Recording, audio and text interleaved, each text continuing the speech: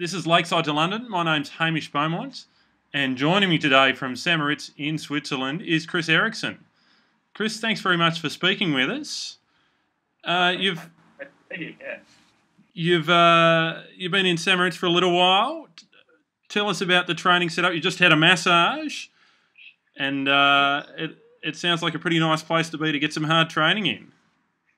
Absolutely, yeah. It's one of the most beautiful places in the world. So we've been here 2 weeks now, and I've got another two and a half weeks to go. And yeah, it's been fantastic. So we've got the whole Olympic walking crew here, all bar one. So there's 7 of us here. We've actually had a couple of World Junior walkers here as well.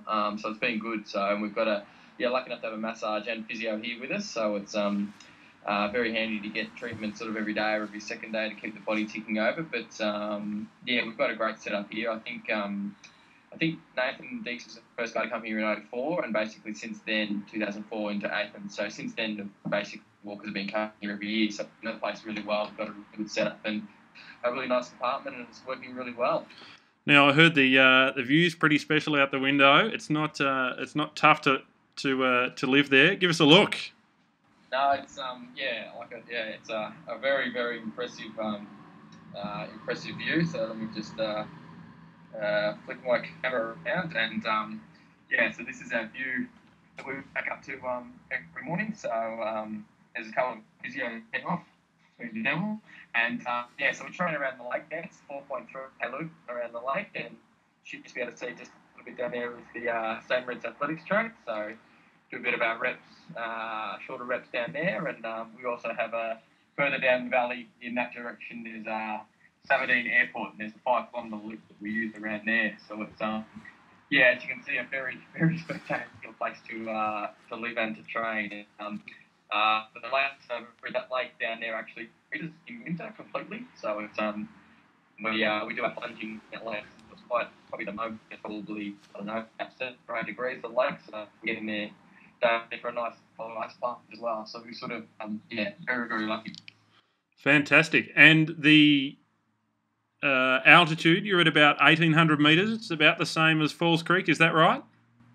Correct. Yeah. Altitude is you're pretty much bang on. So I think our house is about 1,800, and down the lake's about 1,760. So it's that sort of perfect altitude, if you like, where you obviously get that real altitude benefit, but you're also still able to train quite, still do good sessions. Whereas if you go, if you start to push up too high over 2,000 metres, the sessions get a lot harder. But we're sort of at that, sweet spot, if you like. Yep.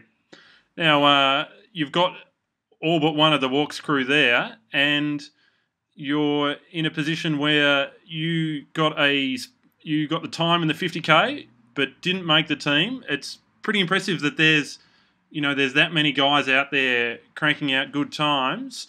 You happy that the depth is there in the sport? It's that's really coming along in Australian walking, isn't it? Oh, absolutely, yeah, and it continues to push us all along. So I was unfortunate to walk a 3:51, which is some 7 or 8 minutes under the A qualifier, but it wasn't good enough to get in the team. And there was also another guy, Ian, who was under the A qualifier in the 50k as well. So 5 guys under the A and the 50k is, obviously, a pretty phenomenal effort. But, I think that depth has pushed us all along. And, so we've obviously got, Nathan Deeks, who's, back from injury now, looking really well. But, obviously Jared Talent as well, who, so we all do train together, and so it pushes everybody along. So, initially I was fairly disappointed, obviously, to miss out. 50k was the one that I wanted, but I think it also happens that it's probably the one that Nathan, Luke, and Jared wanted as well. So I had to turn myself around and got the 20k. So I was obviously very happy to be in the 20k team as well. Now you must be pretty happy with your qualifying in the World Race Walking Cup. Can you tell us about the lead up to that to get you in?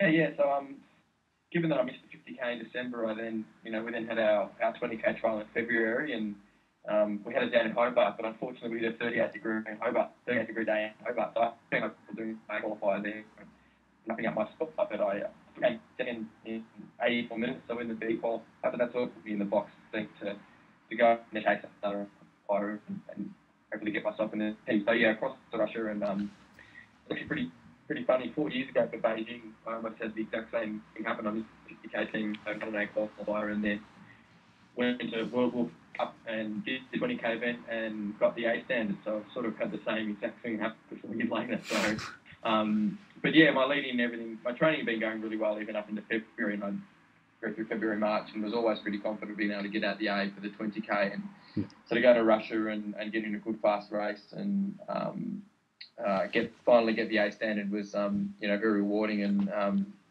it was one of those special moments. I had my dad had come across for the race as well, and had my coach Brent there, and it was sort of one of those things where to finally lock in a space in the team after being trying to chase it for 6 months was very happy. And after your result in Beijing, probably not what you were really looking for. What's the change been between then and London, and how do you think you can change the result? Yeah, obviously, Beijing was very disappointed being disqualified. It's the only time in my career I've actually been disqualified. So, I sort of talk about Beijing as being the highlight, but also, a low light of my career, if you like. So, yeah, certainly the last 4 years I've really been concentrating on, getting back to the Olympics and making sure I get a good result this time. So, and as I talked about, previously, particularly into that one, I've probably been 50k walker and missed the team. So, I've been been chasing 20k times around, and I think that 4 years ago, probably by the time I got to Olympics, I look back critically, probably a little bit flat because I'd spent quite a bit of time racing and trying at the time. But this time around, just obviously 4 years more training and a lot stronger athlete, and I'm a lot better athlete, and really looking forward to the challenge of Beijing the challenge of London to not just compete, but hopefully chase a top 8 result and get a really really good result in the 20k event, and be able to call myself a 20k walker as well as a 50k.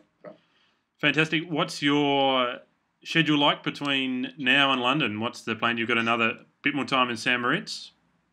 Yeah, another 2.5 weeks here in St Moritz. So we're here until the 21st of July. And from here, we then go down to, from racing in Northern Italy to the Australian Sports European Training Centre, to the ETC.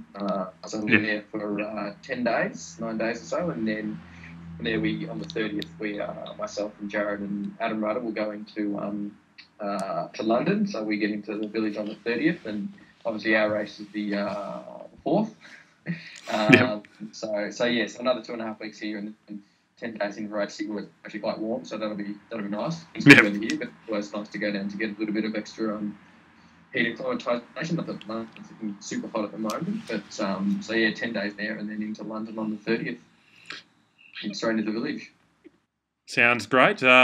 We'd like to wish you all the best in the last block of training, just putting the icing on the cake. And thanks for chatting with us here, and all the best for the couple of weeks. We've got plenty more interviews to come. You can follow us all on Twitter at ASVIC using the hashtag L2L. And if you want to ask any more questions of Chris or any of the athletes, just send us a tweet. Thanks a lot, Chris. No worries. Thanks, Hamish. Cheers. Go Vics.